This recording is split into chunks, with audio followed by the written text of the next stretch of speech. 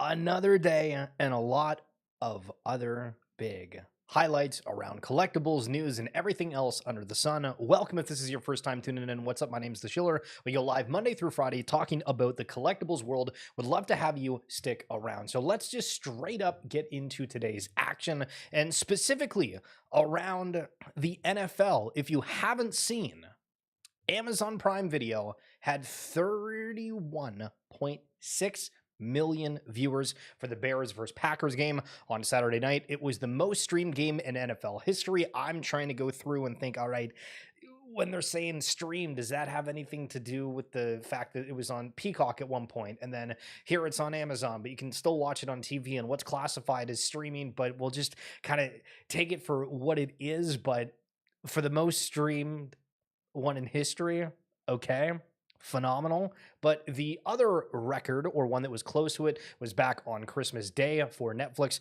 27.5 million. Obviously, there was the big kerfuffle with a lot of the people that were doing the NBA broadcast saying, what the hell, this is supposed to be our day and the NFL's coming through. But apparently it worked quite well. I know there was some conversations around the fact that Netflix was doing it and the graphics and everything else weren't the way that people wanted, and there was interviews that were just really bad in the middle of the game. You had players that were on laptops talking, and if you remember that, it was quite the ordeal. But in 2025 for the Super Bowl at 127-ish million views, that is the most viewed game in history. So the question with this is, number one, well, okay, what does that have to do for the collectible side of things? Well, the fact that we are progressing every single year to a point where they are breaking records, they are having new fandoms, they are getting that audience, it really just shows the fact that it is growing. You know what I mean? Yo, Cap Show, good morning, good morning. Good to see you. Hope you're doing well. And I don't know. It's just one of those things that whenever you see that sort of numbers, you're like, all right, this is something that's having a trajectory of growth, and that's really awesome to see. Now, moving over to something that's also having its own massive amount of growth, and a pretty crazy announcement that I genuinely thought was fake until I realized, oh, this is actually real. So One Piece, if you've not seen it, it's an anime, it's a card game, it's they've got a little bit of everything, shows, working on a movie, and they have a very, very successful trading card game. And it's to the point where people aren't able to get their hands on the product. And you've heard that probably across a bunch of different trading card products, not just One Piece, but you've heard this for Pokemon, Riftbound. We're going to get into that disaster of the Spiritforged launch that happened yesterday. But here's their announcement. To help prevent resale and ensure the continued availability of our products, we will remove the plastic shrink wrap from booster boxes at the time of purchase in all US One Piece card game official shops. We sincerely appreciate your understanding and cooperation. I'm trying to imagine going to a store, purchasing a box, thinking, I'm going to keep this sealed because I want to, as we've mentioned, I just think a lot of the sealed products look nicer. It's cooler. It's a little bit of a collectibles piece that the employee is just going to rip off the shrink wrap to try to prevent a resale. So sort of strange. I guess it's still fine without the shrink wrap, but very odd. And I don't know how to feel about this. And I was talking with Viv earlier from Segment and Synced, and they brought up a story of how a friend was in Japan and saw a mother that was visiting there and was trying to buy products. And apparently they actually quiz you on your Pokemon knowledge to be able to purchase the goods. So in different parts of the world, it sounds like things are completely different to try to stop the scalpers and getting actual product in people's hands, which I think is just kind of crazy. And this is also one that's just kind of bonkers banana pants. Somebody has broken the record for the most pairs of wacky socks of all things that you would see on a day. We have the Cookie Monster, an entire row. I think there was over 1,500 different pairs. They have one of the GIFs in there, have some characters. You keep on scrolling in. They got eggs and bacon. They have an elephant. More characters, and just every single day you see things that are just holy crap. Holy crap. And apparently it's a news anchor as well, so maybe adding a little bit to the personality. In Magic the Gathering, which is probably the least talked about trading card game as of right now, they're having the Lorwyn Eclipsed cards that are now up for pre-order. And I haven't played Magic the Gathering in quite some time, to be frank, but these designs are so out of the box that I kind of think it's actually neat. to be honest. So curious to see what the sales look like around this product. Obviously, we've seen where the Final Fantasy set for Magic the Gathering has gone pretty decently, and pretty much everything that Magic does has obviously a huge user base. But this one, curious to see with the fact that we were seeing every other trading card game kind of taking the spotlight. What does it look like on that front? So let's talk about esports for uno momento. So the most watched esports games in 2025, you have League of Legends, Counter-Strike, the mobile version of League of Legends, Valorant, and Dota 2. So I went scouring around and I was like, okay, can I find any League of Legends trading cards?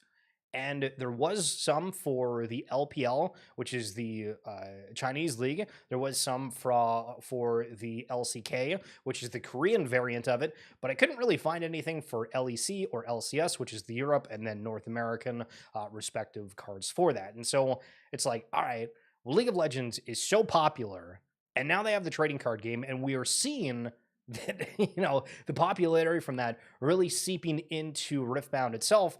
There's not really like another default trading card because, again, those other cards, if you're an English speaker, are in another language. And I saw actually like a TikTok the other day where somebody was going around a card show and trying to sell Faker cards. And if you don't know who Faker is, he's like the world's greatest League of Legends player. It's sort of like the LeBron James of NBA, but take away Michael Jordan, and it would be classified as that, and the guy's still playing. And it's one of those things. So anyway, very interesting to see the League of Legends is really dominating on that front. And the other kind of cool aspect with this is the peak viewership for League of Legends was at 6.8 million people at one point. Again, thinking of the Super Bowl at one point having 127 million. Esports still very much far away from where it is on the big leagues in terms of sports, but there you go.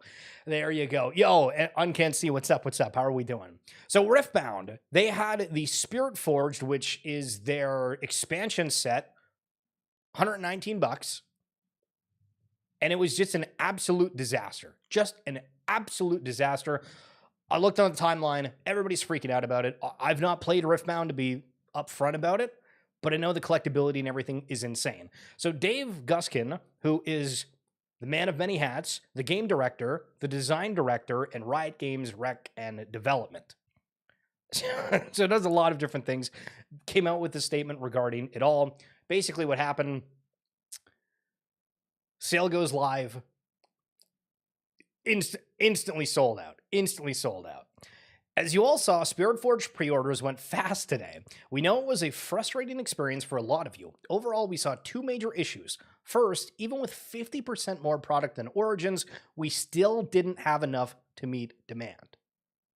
Wow, kind of a good problem to have. Second, the sales process was overhyped by a mix of real traffic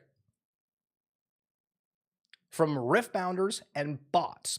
We're in the process of canceling all fraudulent orders. If you're a real player who placed an order, your order will remain valid and it will still ship. To prevent bots from cycling back in and claiming that in inventory again, we've paused pre-orders. Our priority remains getting Riftbound cards into the hands of real players as quickly as possible. We're working on a new plan to reopen a significant amount of Spiritforged pre-orders to give players a fair and stable way to purchase cards. We'll share details as soon as we have a clear path forward. Here's a bit of more background on what happened today from our side due to the volume of traffic created by both legitimate purchasers and bots. Our prevention was slow to take hold and unfortunately resulted in a rush of fraudulent orders placed by bots. You might have seen fluctuations in items going in and out of stock, which is what happens when orders are canceled by the anti-bot measures our e-commerce site has in place, and someone tries to purchase that same item again. Some of those fraudulent purchases got through, though even if they weren't canceled by those anti-bot measures, we're still able to detect them. We'll continue to thoroughly investigate the situation and implement proper solutions to reopen pre-orders as soon as possible. Our team is made up of core trading card game players and fans. We know how frustrating it is to feel like you didn't even get a shot at getting cards. We don't have all the solutions, and it'll be an ongoing process, but we're deeply invested in improving here. We'll keep working and taking your feedback along the way to ensure we're delivering the best experience possible. Thank you. So put yourself in the head of somebody that was going to get in this pre-order, right? And then you see this announcement come out. Do you think like, okay, yeah, you know what? Fair enough. I'm not going to crash out about it. It's just going to be good to go. You know what I mean? I feel like that's a pretty good answer to what was going on. And obviously with it selling out in literally a minute, What else are you supposed to do in that situation? Supported your stream with a repost. I've always wanted to learn more about collecting. Yo, hell yeah. Thank you so much for coming on through and sharing with it. And hopefully I am as entertaining and insightful as I can be for you. So on TCG Player, I thought, okay, we're learning about Riftbound. What in the world are the prices of cards? And so I sorted this from high to low, and take this with a grain of salt. But Kaisa, $2,000, which is one of the champions within the game. Jinx, Misfortune. Like, look at the amount of money these things are going for. So to think about a pack, right? And obviously this is an expansion and these cards aren't what's going to be in Riftbound.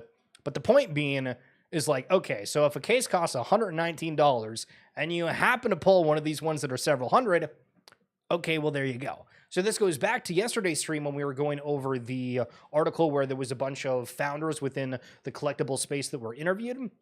And there was one person that was specifically saying, hey, you know, we're seeing a lot of things that are like kind of frothy, and we got to make sure that people are doing it for the love of collecting and everything else under the sun, because if it gets into the speculative realm and things on the speculative side fall apart just a little bit, well, things could not look as good as you would want. Looking as good as you want. If you looked at these pair of shoes and I were to tell you this is supposed to be a Blue Eyes White Dragon shoe, what would you think? I think they look really cool, but I would have I would have never thought that these are a custom Yu-Gi-Oh! Nike Air Max shoe. Still need to see them, but there we go. And also on the shoe front, excuse me, Adidas is bringing back the Addy Zero Rose 1 on January 17th to honor Derrick Rose's jersey retirement. You just want to buy it. Well, I'd be curious. Like, I mean, I feel like there's got to be something where people have made like custom products. And I saw a guy that was taking patches of cards and autographs of whatever, and there was somebody that gave or sent into him an Aaron Judge signed like baseball cap, and they cut up the hat to take the logo out, and they made it into a like a, I don't know, like an authentic card of sorts. And I was like, damn, that's really cool. And to see that in like the shoe fashion, I do think that that's super neat as well. So we're going to go down a little bit of a rabbit hole. And this one, you might struggle a little bit to keep up with me because I'm not even going to be able to keep up with myself. So PSA, the card grading company, highlighted this Jalen Brunson card. So it's from the 2024 Eminence, not Eminence. I want to say like Evanescence, you know, like the singer, but it's not. So this is a card that is an auto. It's got a patch, all of this. Now, if I were to tell you that the Eminence box cost $40,000, how do you feel about that? $40,000. Now, this is apparently the last product that was made by Panini before the Topps exclusive licensing took over. So that's something to keep in mind. But as an example, at the time, they were going for $40,000. And so I thought, let's look up. What exactly does it cost? $85,000 US to be able to buy this. Insane. And then another one that's exactly the same. $84,000. Unreal. Yo, Harmony, what's up? Are you still into crypto? Yeah, a little bit. I'm just not doing like as much content around there because there's, I don't know. I feel like in terms of like collectability and whatnot, we're seeing like Moonbirds have a couple of like physical collectibles and whatnot, but a lot of the stuff is still staying digital. I've been watching VFriends a little bit, and I feel like they've been hyping things a lot as well. So we might do a stream here and there talking about Web3 stuff, but just generally trying to, you know, open it up and talk about everything else under the sun. But yeah, still in it, just maybe not doing as much content around it. So then we continue to go down this Eminence and trying to find different cards that were a part of it. And so there's like an entire list if you're wanting to go through it on a checklist center, and it's just insane. There's 10 cards, by the way. 10 cards in that pack that cost $40,000. You can break down the math. That's insane. But they have, you know, former All-Stars. You get 9 different autographs within it, and then there's a different insert or metal plate, and it's a huge checklist. A part of it, you can get a Jokic one with the Larry O'Brien trophy, and then going through some of the prices, there's not a whole lot of ones that are on here, but $200 for one of the cards, $800 for another, $13,500, $7,200, and $2,000. It is just absolutely all over the place for that specific set, and I can't get over the fact that it sold for $40,000 at one point. And, you know, Harmony, speaking of crypto for a second, Louis Vuitton, if you're familiar with that fashion designer brand, they actually did this like NFT trunk that they charged $40,000 to. So would you rather have a $40,000 case that has 10 cards from Panini in their last product release for NBA until their license changed over? Or would you rather have a case of collectibles from, or I guess like fashion items, I don't do we even call them collectibles, from Louis Vuitton for $40,000? It's going to be a demographic question for sure, but wow. I have a game-used Albert Pujols bat with his autograph. I'd love to get an idea of what it might be worth, especially since Pujols is number 3 all-time in home runs. Yo, hell yeah. And one thing that I've realized with covering all these collectible things is like autographs really make a huge difference. And I've made this reference before, but Kevin O'Leary, if you happen to see earlier, well, I guess last year now, but he bought the Michael Jordan and Kobe Logoman that had the signature, right? And his one was from, I think, the 2007-2008 season, but there was another one that was also a Kobe and Michael Jordan moment, and it was from like 2003 when they had, you know, the crazy draft with Chris Bosh, Carmelo Anthony, LeBron, all of those big ones, you know what I mean? And it was the 2007 one was actually worth more because it's the only known one that has both of their signatures on it. And so from learning that to going into it, I'm like, damn, we got to really pay attention to what's going on in the signature front. What do you think is the best way to make money now? Card trading? I think we're in like a very interesting time where it feels like everything is just catching a bid.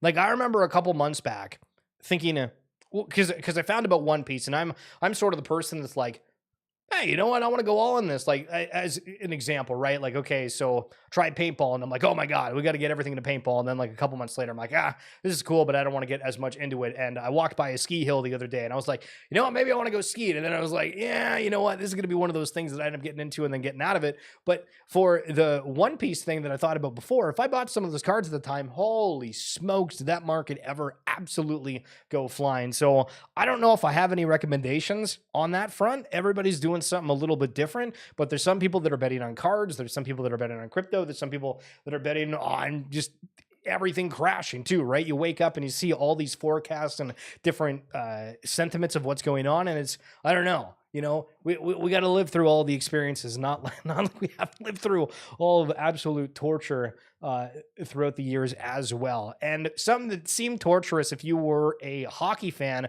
was the conversations going around the Olympics being like, are they even going to finish the hockey rink before the event? So I believe the Olympics are in Italy this year, and excuse me if I'm wrong on that, but look at the Jumbotron for this. There was all these reports and stuff. They were like, oh, I don't know if the arena is going to be done, but it seems like it is. Yeah. Oh yeah. And it is Milan. So it is Italy.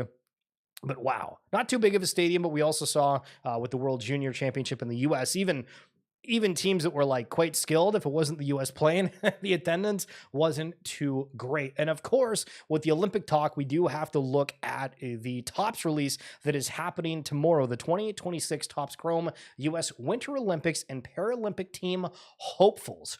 What a weird name for it. Like, Team Hopefuls.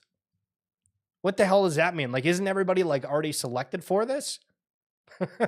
So anyway, this is dropping tomorrow. The 2026 Topps Chrome US Olympic collection brings the Road to Milan Cartina to life with brilliant chrome finishes and dynamic photography across Team USA hopefuls, established stars, Olympic icons, and standout Paralympians.